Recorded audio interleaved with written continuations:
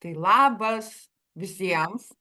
Na ką, 3 skaičiukus mes Labas. jau išnagrinėjom, išnumeravau. Numerologijos. Taip.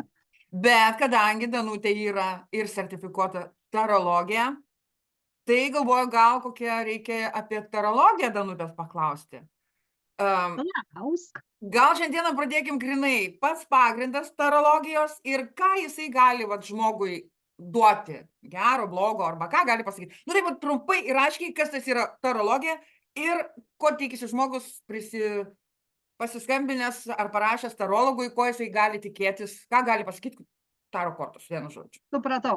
Supratau. Labą dieną. Supratau, ką nori, ką nori sužinoti. Supratau, kad nori sužinoti, ką reiškia būtent tas taro Taip. ir taro kortos. Kodėl tas yra tarologija, nu tai jau čia dabartiniškai pavadinta, anksčiau vadino taro kortom, o galiausia iš vis 15 amžiuje tai vadinosi taročiai. O, Taip. Paskui tik tai jau kaip išėjo į Europą, jau tada jau pradėjo vadinti taro. Biskį papasakosiu, kas tai yra taro ir ką jinai duoda žmogui, kad būtų mažas supratimas. Taip, taro kortų kilmė yra apgaubta paslaptimis, tačiau dauguma tyrinėtojų sutarė, kad jos atsirado 14-15 amžiuje Europoje. Pirmieji taro kortų rinkiniai buvo naudojami kaip žaidimų korto, o ne kaip būrimo priemonė. Pirmieji susiję yra italai ir prancūzai. Jos buvo vadinamos taročiai arba tarot.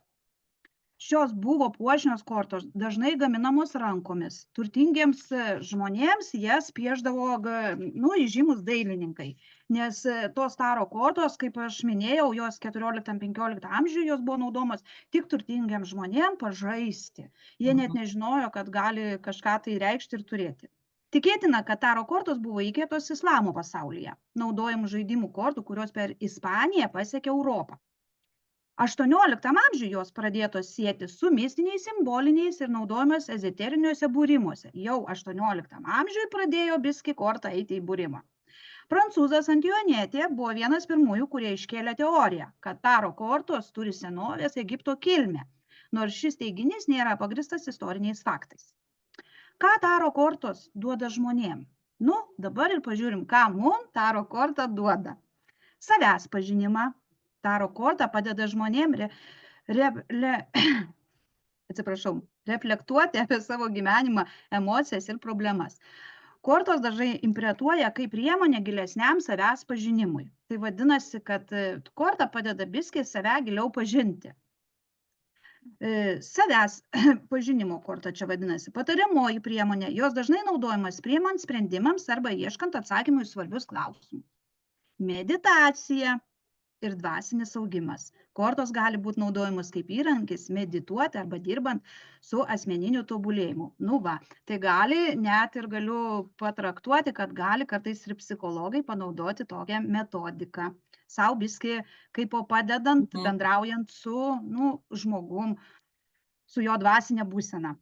Ryšius ir intuicija. Taro interpretavimas skatina pasitikėti savo intuiciją ir ugdyti jautrumą subtiliems ženklams. Simbolika ir archetipus. Kortos naudojimas archetipiniai simboliai, kurie gali atspindėti bendrasias žmogaus patirtis ir psichologinius procesus. Kaip ir minėjau, kad gali būti taro korta naudojama ir psichologų, kurie dirba savo darbą, psichologinį darbą.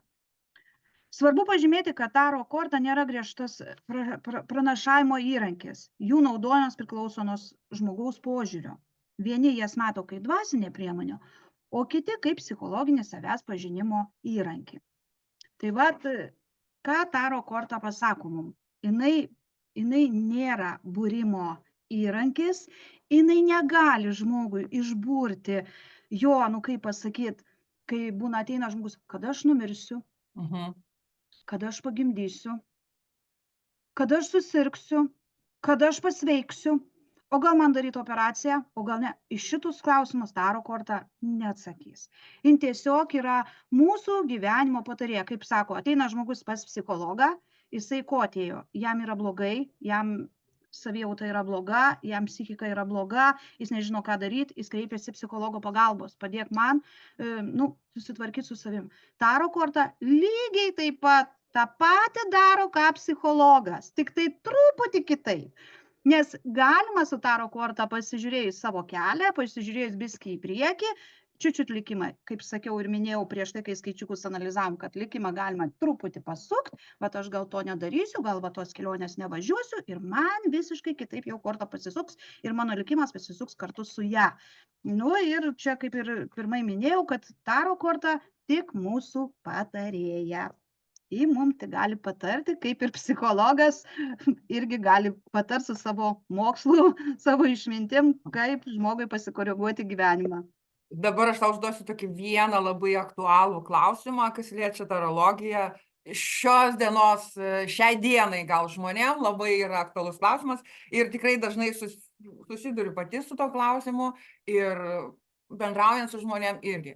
Ar tarologas gali pasakyti laimingus loterijos skaičius? Ne. Ne, nu čia jau būtų mistika. Kaip aš ir minėjau, negali taro kortos nusakyti nei jūsų mirties, nei jūsų, kaip pasakyti, net kaip pavyzdį gal pateikti, kaip žmogus, sakau, ateina, ar aš va dabar pagimdysiu, ar aš dabar operaciją pasidarysiu ir mano to bus labai gerai. Nu, būkim, kaip sako, biedni, bet teisingai. Apie sveikatą pasakys jums tik gydytojas.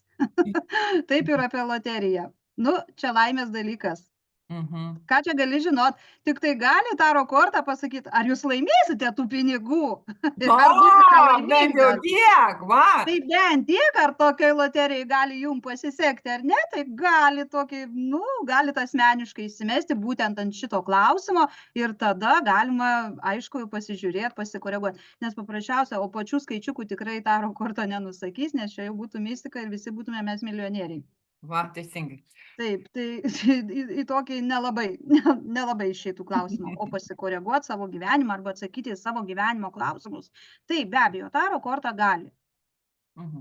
Tai dabar žiūrėk, tu kaip tarologas, ar tu rekomenduoji žmonėm karts nuo karto apsilankyti pas tarologą, jeigu jisai susiduria su kažkokiom tai gyvenimo kliūtim, nesusipratimais ir taip toliau? Problemom turiu Nu, omeny. nu jo. Taip. Kas pusę metų galima. Kas pusę metų gali žmogus, 6 mėnesiai praėjo, jeigu pas jį ten tikrai yra kliūčių, problemų gyvenime, arba neapsisprendimo, arba aš nežinau, ką man daryti, arba ten skyrybos man kvepia, aš nežinau, kaip man pasielgti, ar ten mano vyras geria, ką man daryti. Taip, be abejo, galite drąsiai kreiptis į tarologą, taip pat kaip į psichologą, jis irgi padeda, taip ir tarologas padeda žmogui kažką pasikoreguoti savo gyvenime. Net būna tokiu atveju, esu gyvenime turėjus labai tokį rimtą atvejį, Lietuvoje dar kaip gyvenau, mergaitė sirgo anoreksija. Tai yra labai sunki liga, mama verkdama prašė jai padėti, nu ir taro kortų pagalba mes mergaitę ištraukėm iš ligos. Ir po šiai dienai jai, ačiū Dievui, viskas gerai. O, matai, kaip fainai. O dabar žiūrėk, Danute, o dabar mes pradėjom tą tokią, nu, kad praįvairintos skaičiukus, kad ne tik apie numerologiją šnekėt ir apie tarologiją. O pavyzdžiui, apie tarologiją galima irgi tavęs ten paklausti, kad vat, vieną kartą per savaitę apie vieną kortą kažką tai, ar būtų galima tai? Aišku, galima papasakoti. Yra trumpos santraukos, kurios paaiškina, ką jos reiškia. Nes arkanų yra didieji arkanai, mažieji arkanai ir jų yra daug. Ir kiekvienas arkanas, aišku, paėmus kiekvieną arkaną, jis turi trumpą santrauką ir turi išplėstinę santrauką. Nes kortas reikia mokėti skaityti, nes ne kiekvienam žmogui atitinka vienodai. Nu, čia reikia labai giliai nertis į tą patį mokslą. Nu, be mokslo nieko nepadarysi. Taip. Šiais laikais, ne vienais laikais, kaip tą. Anksčiau galvodavo žmonės, kad yra visi protingi. Pasirodo, ne velnio. Visi žmonės yra savotiški. Vieni daugiau, kiti mažiau, kaip ir su to taro kortom ir su ta numerologija. Vieni pasitikė tuo, o kiti sako, kad tai yra aferizmas, akių dumimas ir taip toliau. Tai čia grinai priklauso nuo pačio žmogaus, kaip jisai apskritai žiūri gyvenimą ir į visus va tos numerologija, tarologija, zodiakai, ne, astrologija, tengi yra visų ir dabar ir kvepalai pagal zodiako ženklus ir kas ant plaukai, tu sakei, plaukus spalva. Buvo užmačius, buvau plaukus, kvepalus pagal zodiaką aš pati irgi sudarinėju ir eterinius aliejus irgi pagal zodiaką sudarinėju. Tai va, gali nueiti mano grupę Facebookinę, kur yra numerologija, tarologija ir tikrai rasti aprašymų ir įdomių pasiskaitimų. Nesidomu žmonėms šitas dalykas. O va, pabrėšiu, kur tu sakai aferizmas, kodėl taip gaunasi. Todėl galiu pasakyti, čia ne aferizmas gaunas, nugrynas, o jauni žmonės nori labai greit pinigų. Ir gaunas, kad nusiperka kortas, pasiema knygutę ir paskaito. Ir sako, "Vsio, aš būrėjas ir bursiu po eurą, po 2. Ir viską papasakosiu, jis skaitys ir bus viskas gerai." Nei velnio galiu pasakyti, nei velnio. Čia labai yra gilus mokslas. Ir reikia mokytis gana daug, be galo daug. Ir reikia tiesiog, neužtenka tik taro knygą paskaityti, kur nusiperka knygyne. Čia reikia būti ir psichologų, ir astrologų, ir tarologų. Tai yra labai gilus ir stiprus mokslas. Nu jo. Ir dar galiu pridurti, kad, kaip tu sakai, nusipirkti tą knygą, ar net įsitraukti medžiagą internete, dabar internetas visagalis, gali bet kuris, bet ne kiekvienas gali būti numerologu, tarologu, astrologu. Netgi tas, kuris mokinasi metų metai, tas turi būti netgi iš vidaus ir gal tas kažkoks paveldėjimas turi. Aš čia. Sakau, kai aš visą laiką sakau, turi turėti Dievo dovaną. Va. Vienam duoda, kitam neduoda. Taip. Jau tam, kuriam duoda, tai tas turi kabintis ir ugdyti save ir mokytis, išgliaudenti tą visą. Man nedaug kartų būna ir aš ne vieną klausimą iš savo klientų gaunu. Iš kur tu žinai? O aš, žinokit, negaliu pasakyti šitą klausimą. Nežinau. Aš tiesiog matau. Kur tu žinai? Aš nežinau. Nu, tikrai žinok. Bet buvo neseniai tokia, turėjau moteriškutę, labai faina, jinai pasibūrė, jinai man pirmiausia rašo, ačiū už būrimą ir sako, o iš kur jūs žinot mano praeitį? Nu, sakau, nu nežinau, aš ją tiesiog žinau ir viskas.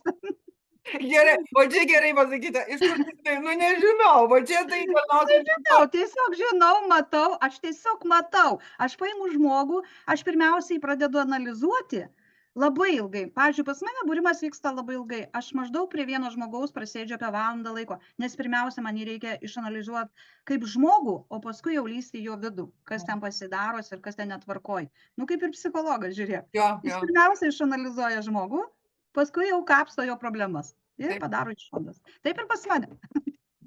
Tai gerai tada, Danute, labai ačiū tau. Tai tada, kaip jau pradėjom tą sesiją, skaičiukai, eina 3 skaičiukai per savaitę ir vieną dieną per savaitę, va, dabar buvo apie astrologiją apskritai, o kitą savaitę tada po vieną kortą tavo noras, tavo, kokią tu vat, būtent norėsi, kortą, vat, būtent šią dieną, gal irgi, žinai, toksai, bingo, noriu būtent šitą, aš pasakysiu, gal kalbam apie šitą, tu sakysiu, aš apie šitą šiandien nieko nežinau, aš žinau apie šitą. Matai, iš tavo vidinio turi išeiti, kad vat, tu šiandieną nori kalbėti konkrečiai apie tą kortą. Tada šiam kartui ačiū ir iki kito pasimatymo. Visi Danutės visos koordinatės po šio video. Ate. Ate.